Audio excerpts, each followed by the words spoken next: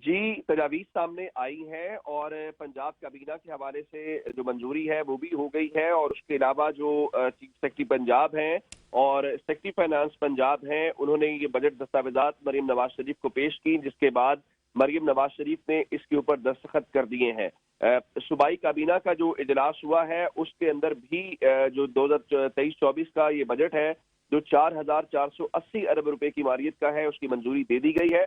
और इस बजट के अंदर तरक्याती जो डेवलपमेंट बजट है वो 655 अरब रुपया है, जबकि समाजी तहफ़्फ़ुज़ इक़दामात का जो तखमीना है वो 20 अरब रुपए मंजूर होगा। जब सेहत के लिए 473 अरब रखे गए हैं, तालीम के लिए 596 अरब रुपए रखे गए हैं, तामीरात के लिए 382 अरब रुपए हैं और लोकल गवर्नमेंट के लिए 127 अरब रुपए हैं। इसके अलावा आज काबीना इजलास के अंदर रमजान पैकेज के लिए जो 30 अरब रुपए का बजट है वो भी मंजूर हो गया है और मुफ्त काबीनों के किताबों की जो फराहमी है उसके लिए भी 11 अरब रुपए का तखमीना लगाया गया है। उसके अलावा जो सेंट्रल बिजनेस डिस्ट्रिक्ट है सीबीडी, उसके लिए 12.5 अरब रुपए मुख्तस किए गए हैं, जबकि पीकेएलआई इंडोमेंट फंड के लिए 10 अरब रुपए रखे गए हैं।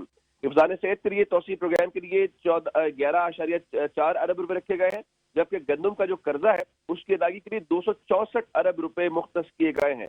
और इस हवाले से ज़राअत पर 25.6 अरब रुपए सब्सिडी के लिए है